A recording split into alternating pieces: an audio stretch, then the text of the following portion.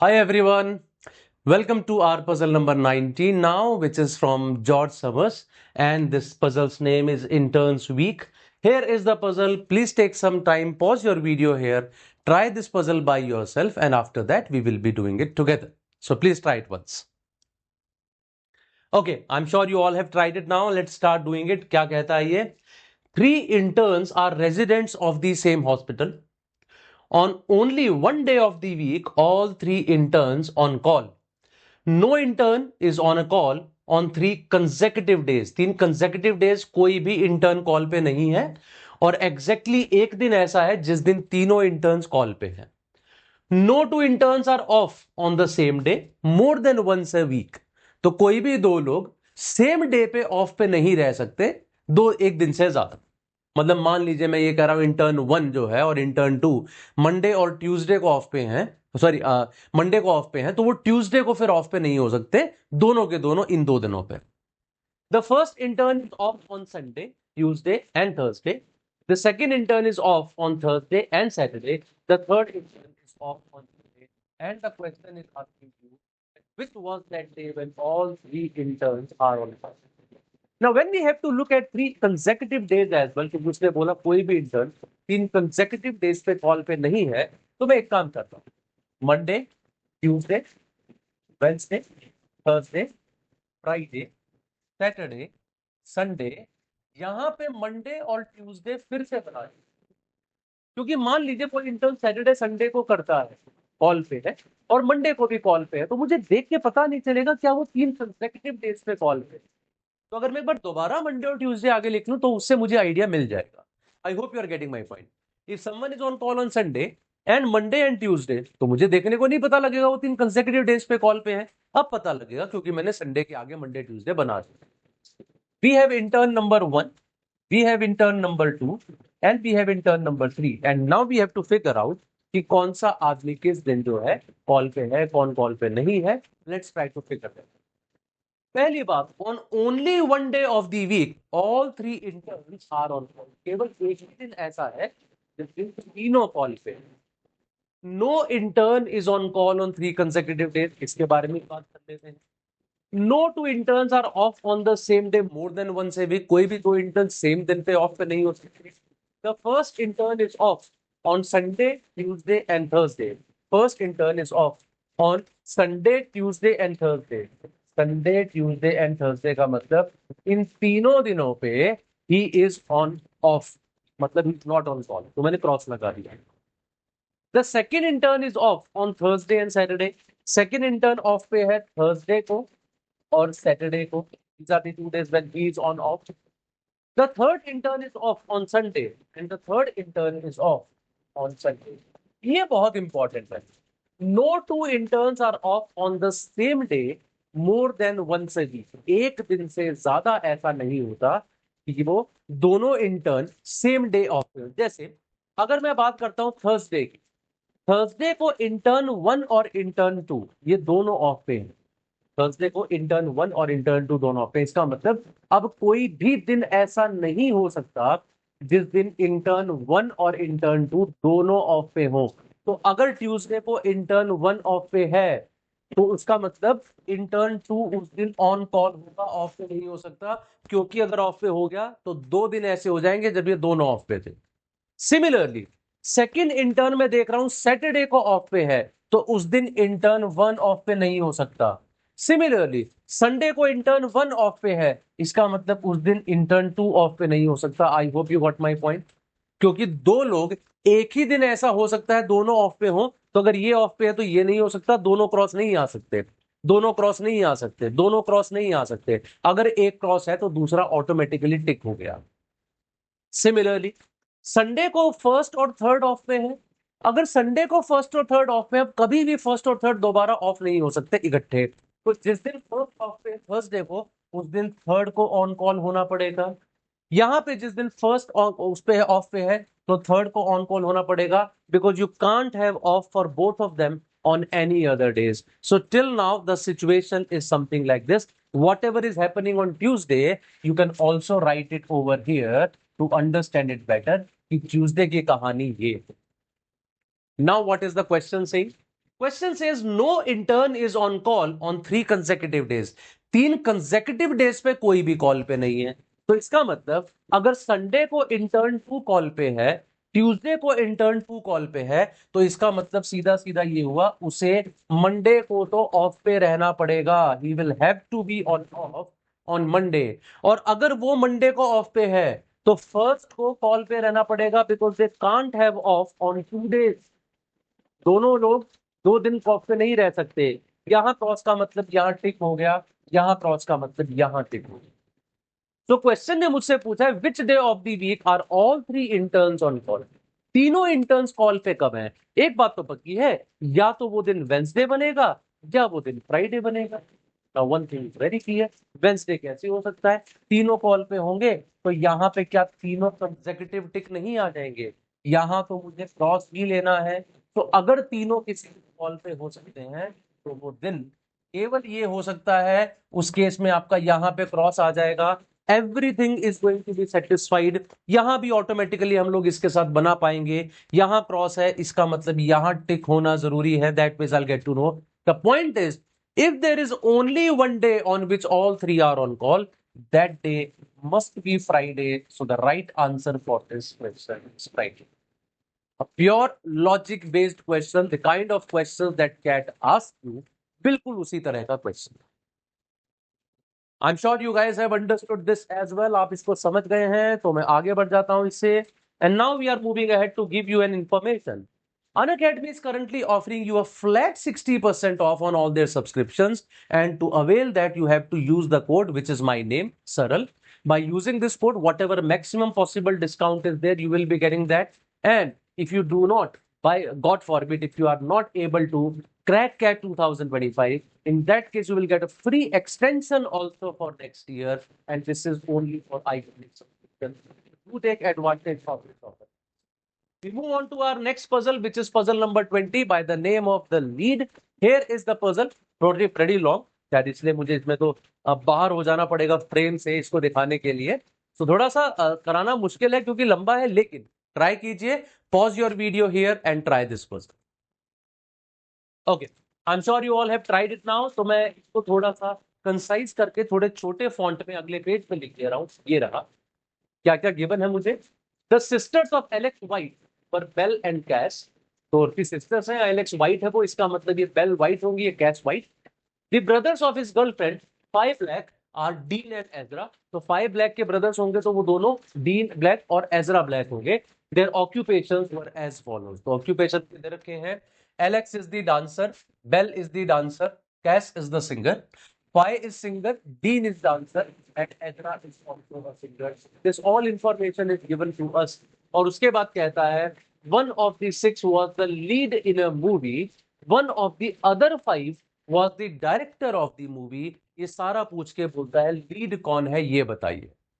इन 6 लोगों में से कोई एक लीड बनेगा और कोई एक दूसरा आदमी डायरेक्टर बनेगा। वो लीड और डायरेक्टर के बारे में कुछ इंफॉर्मेशन दे रखी है और एंड में पूछा है बताइए लीड कौन है।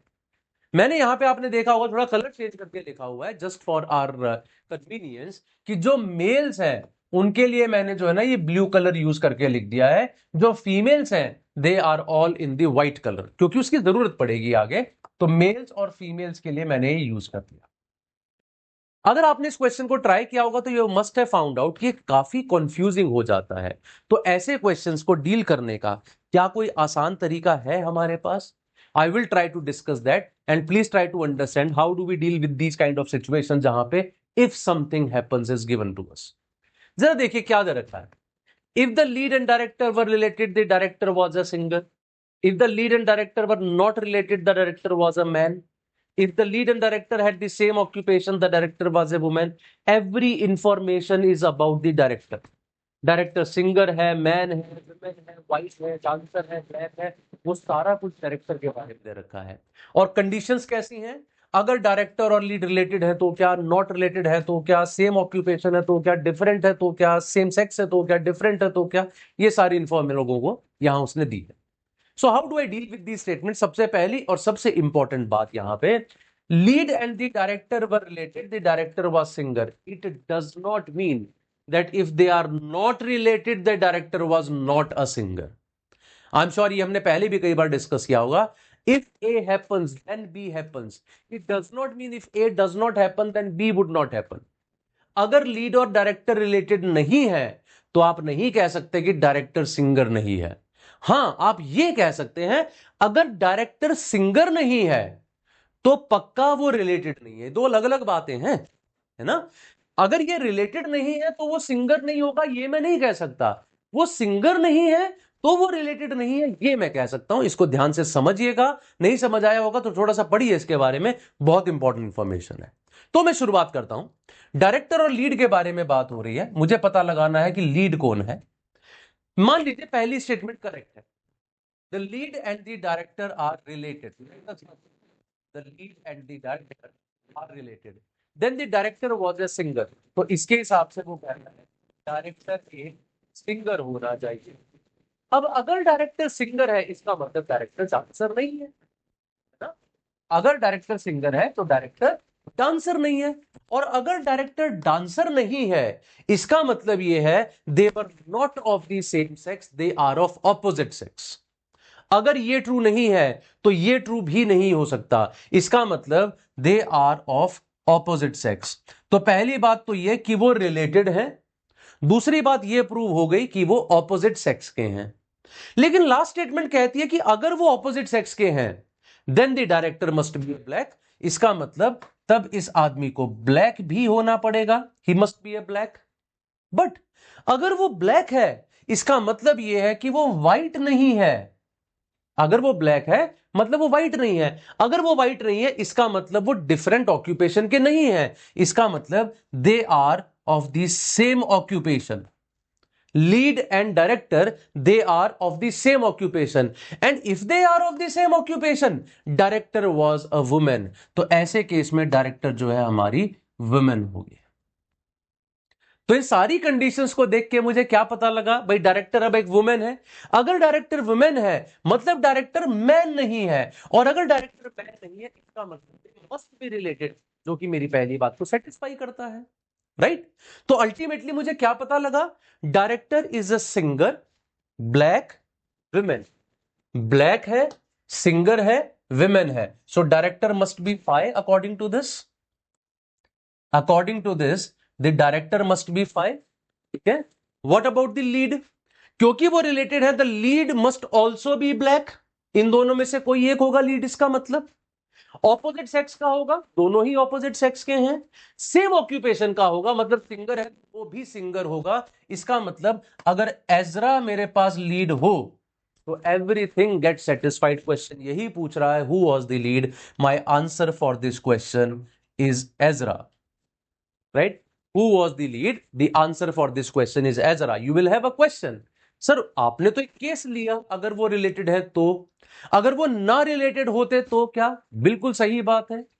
अगर मेरे पास क्वेश्चन कुछ इस तरह का होता who all can be the leads तो मैं दोनों केस बना के देखता भाई, अगर क्या पता कोई और भी आ पाता.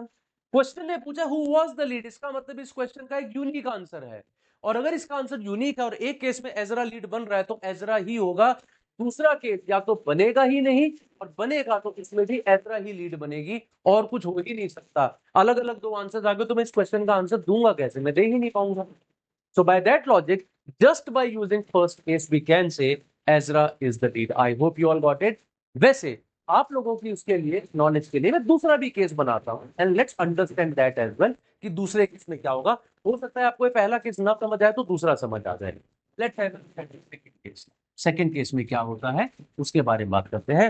अब मेरी अजम्पशन ये है that they are not related. Let us assume they are not related. अब अगर वो रिलेटेड नहीं तो क्या क्या मुझे पता लगता है, वापस से इसको हटा के.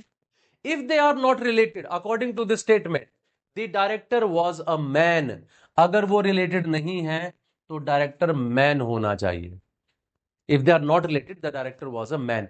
अगर डायरेक्टर मैन है इसका मतलब the director is not a women. यहां उसने कहा था डायरेक्टर इज अ वुमेन, वो तो नहीं आ रहा वुमेन तो. और अगर डायरेक्टर वुमेन नहीं है इसका मतलब वो सेम ऑक्यूपेशन के नहीं है. और अगर वो सेम ऑक्यूपेशन के नहीं है that means they are of different occupation. इसका मतलब ये हुआ they are of different occupation. And if they are of different occupation, the director was a White, तो अगर वो डिफरेंट ऑक्यूपेशन के हैं तो डायरेक्टर व्हाइट होना चाहिए। अगर डायरेक्टर व्हाइट है इसका मतलब डायरेक्टर ब्लैक नहीं है, और अगर डायरेक्टर ब्लैक नहीं है इसका मतलब वो सेम सेक्स के होने चाहिए। They should not be of opposite sex, the people should be of same sex. और अगर वो सेम सेक्स के हैं तो according to this statement the director was a dancer, तो उस स्टेटमेंट के हिसाब से डायरेक्टर डांसर होना चाहिए। और अगर डायरेक्टर डांसर है तो वो सिंगर नहीं है, और अगर वो सिंगर नहीं है तो वो रिलेटेड नहीं होनी चाहिए, जो मेरी बात को सेटिस्फाई करता है। तो इसके हिसाब से मुझे क्या मिल रहा है, not related, director is a man, White dancer, White man dancer. White man dancer कौन है, एलेक्स। सो कहने से according to this Alex is the dancer, Alex is the director. White होना चाहिए, मैन होना चाहिए, डांसर होना चाहिए, एलेक्स आ रहा है।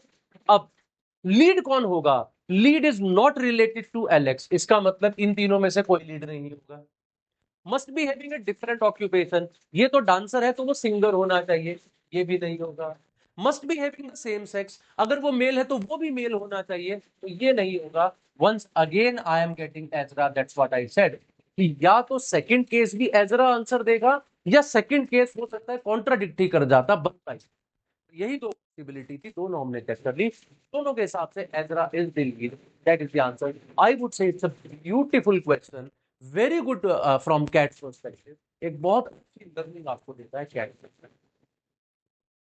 I'll move on now to the next puzzle, that is puzzle number 21, which says the drummer. So here is the information for the drummer. Please pause the video here, try by yourself, then we will start discussing. Okay, I'm sure you have tried now. अब करते हैं जिसको क्या कहता है, to women, आर्लीन and चैरल, women के लिए मैं F यूज कर लेता हूं, फी, and two men, Burton and Donald. Burton and Donald are and use are musicians, सभी musicians हैं। One is a pianist, a second is a violinist, a third is a flutist, a fourth is a drummer. On a day, they were seated around a square table. एक दिन ये एक square table के around बैठे थे, ये मैंने एक square table बना ली। They are seated around a square table, या थोड़ी सी बड़ी बना लेता हूँ, छोटी बन गई है। They are seated around a square table. The person who sat across from Burton was the pianist. The person who sat across from Donald was not the flutist. Person who sat on Arlene's left was violinist. The person who sat on Cheryl's left was not the drummer. And the flutist and drummer were married. Normally ऐसे question में हम लोग क्या try करते हैं, हम लोग try ये करते हैं पता लगाने का कि भाई कौन किसके बारे में इंफॉर्मेशन ज्यादा है। यहाँ आपको देखने को मिल रहा होगा कि सभी के बारे में एक एक ही इंफॉर्मेशन, तो कोई इंफॉर्मेशन काम की नहीं। लेकिन मैं शुरू करूंगा तो या तो फर्स्ट से या थर्ड से, क्योंकि यहां तो कह रहा है he is not the flutist, not the, शुरू उससे करो जिसके बारे में कुछ पता लगे। Let us start with one. The person who sat across from Burton was the pianist. जो बर्टन के सामने बैठता है that person is a pianist. Sat across from Burton is a pianist, of course Burton is a male. अब आगे क्या बताता है, the person who sat on आर्लीन्स left was violins. Arlene के जो लेफ्ट पे है वो वायलिनिस्ट है। आर्लीन यहां तो हो नहीं सकती, आर्लीन यहां भी नहीं हो सकती क्योंकि उसके लेफ्ट पे तो पियानिस्ट हो जाएगा। इसका मतलब either Arlene is here such that उनके लेफ्ट वाला आदमी वायलिनिस्ट बने, या फिर मुझे शायद एक और केस बनाना पड़ेगा कि अगर बर्टन यहां है, पियानिस्ट यहां है, तो आर्लीन यहां भी हो सकती है सच दैट उनके लेफ्ट वाला आदमी वायलिनिस्ट हो जाए, ये मेल और ये female. So till now we have got these two possibilities according to the first statement. What next, अब तो मुझे दोनों यूज करनी पड़ेंगी, सेकंड और फोर्थ। ये लास्ट स्टेटमेंट कहती है flautist and drummer were married. अगर फ्लूटिस्ट एंड ड्रमर मैरिड थे इसका मतलब वो दोनों ऑपोजिट सेक्स के होने चाहिए, ठीक है। यहां मैं देख रहा हूं ये मेल ये फीमेल, राइट, तो इसका मतलब फ्लूटिस्ट और ड्रमर, तो एक मेल एक फीमेल का मतलब इनमें से भी एक मेल एक फीमेल बनेगा, राइट, इन दोनों में से एक मेल और एक फीमेल बनेगा। My question is would I be able to make a male and a female as flautist and drummer, ये मुझे चेक करना है। सेकंड पे आता हूं, the person who sat across from Donald was not the flautist. Donald के सामने flautist नहीं है। अब इस केस में डोनाल्ड यहां भी हो सकता है, यहां भी, दोनों ही पॉसिबिलिटी है। Let's try. मान लीजिए डोनाल्ड यहां है, उसके सामने ड्रमर नहीं है, तो ऑटोमेटिकली यहां पे आ जाएगा चैरिल, और चैरल के बारे में क्या पता है? The person who sat on Cheryl's left was not the drummer, इसके लेफ्ट में ड्रमर नहीं है, तो इसका मतलब यहां पे ड्रमर है, यहां Donald is a male, Cheryl is a female. उसने कहा flutist and drummer were married, flutist और ड्रमर तो मेरे दोनों मेल आ गए, हाउ इज दैट पॉसिबल?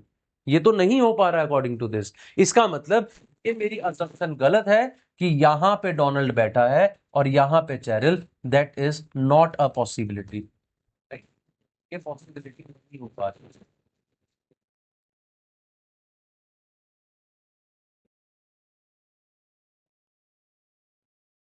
हाँ, ठीक है खैर मैं इसको यहां से काट देता हूं। दूसरी पॉसिबिलिटी ये है कि मैं डोनाल्ड को यहां बिठा देता हूं, चैरल को यहां। अब ये फीमेल हो गई हैं, ये मेल और ये मेल इधर आ गए। उसने कहा है the person who sat across from Donald was not the flautist, Donald के सामने वाला फ्लूटिस्ट नहीं है। अगर डोनाल्ड के सामने वाला फ्लूटिस्ट नहीं है तो ये फ्लूटिस्ट हुआ और ये ड्रमर हुआ, ठीक है। The person who sat across from Donald was not the flutist, satisfy कर रहा है। The person who sat on Cheryl's left was not the drummer, Cheryl's के लेफ्ट में ड्रमर नहीं है। ये सारी बातें सेटिस्फाई कर रहा है। फ्लूटिस्ट और ड्रमर अब कौन आ गए? Male and female. Yes I see that, and they are married. Question who is the drummer? इसके हिसाब से मेरा ड्रमर कौन आ रहा है? Cheryl. Once again I would say I need not check the second case, I am getting the answer from here. या तो वहां से भी चैरल बनेगा या कोई बनेगा ही नहीं। यही दो पॉसिबिलिटी है, क्योंकि एक तो मेरा आंसर इससे आ ही जा।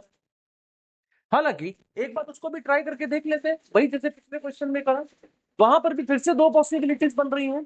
उसने कहा the person who sat across from Donald was not the violinist, sorry flautist. Donald के सामने फ्लूटिस्ट नहीं है, तो या तो डोनाल्ड यहां होगा, उसके सामने फ्लूटिस्ट नहीं है मतलब डोनाल्ड ड्रमर है और ये फ्लूटिस्ट है। यहां पे आ गई चैरल। क्वेश्चन ने कहा the person who sat on Cheryl's left was not the drummer, Cheryl's left was not the drummer, satisfy करती है बात। लेकिन ड्रमर और फ्लूटिस्ट कौन आ रहे हैं? मेल और फीमेल आ रहे हैं, ठीक है। उसने कहा the flautist and drummer were married, वो मेल और फीमेल आ रहे हैं। Once again the question is saying the person who sat across from Donald was not the flautist, मैंने सॉरी उल्टा बना दिया, मुझे बनाना था ये कि यहां पे फ्लूटिस्ट और यहां पे ड्रमर। अब ये इस बात को सेटिस्फाई नहीं कर रहा, the person who sat on Cheryl's left was not the drummer, Cheryl के लेफ्ट जो ड्रमर आ गया ना, गलती हो गई। इसका मतलब this case is not valid. फिर से भाई दूसरा केस क्या बन सकता है? Let's try the second case as well. अगर यहां डोनाल्ड नहीं है, डोनाल्ड मान लीजिए यहां पर है, चैरिल यहां पर है, डोनाल्ड के सामने फ्लूटिस्ट नहीं है, ऑटोमेटिकली नहीं है। चैरिल के लेफ्ट में ड्रमर नहीं है, चैरिल के लेफ्ट में ड्रमर नहीं है। इसका मतलब मैं ड्रमर और वायलिनिस्ट इनमें से कोई भी लिख सकता हूं। एक बनेगा ड्रमर और एक बनेगा फ्लूटिस्ट। लेकिन बात यह है कि ए और सी तो दोनों फीमेल है, उनमें से कोई भी ड्रमर बने कोई भी फ्लूटिस्ट बने, मैरिड तो वो नहीं हो सकते। सो एज आई सेड, हालांकि इसकी जरूरत नहीं थी, this case was enough to answer the question, though in that case I am not able to make any of the cases. इस केस में Cheryl comes to be the drummer and that is our answer for this question. Before I finish it off, I want to give you an information. We are starting a Pioneers batch, which is recently started. In this batch, we'll be getting the test series, which of course I would be creating the test series. Apart from that, complete CAT prep would be there. Ronak sir is going to take QA and LRDI. Of course, he is going to give you other material as well. Test series is just for the mock tests and topic tests, etc. that we have. And Juhi ma'am is going to take complete verbal ability there, and she would also be giving you material good enough to practice for GES. Right?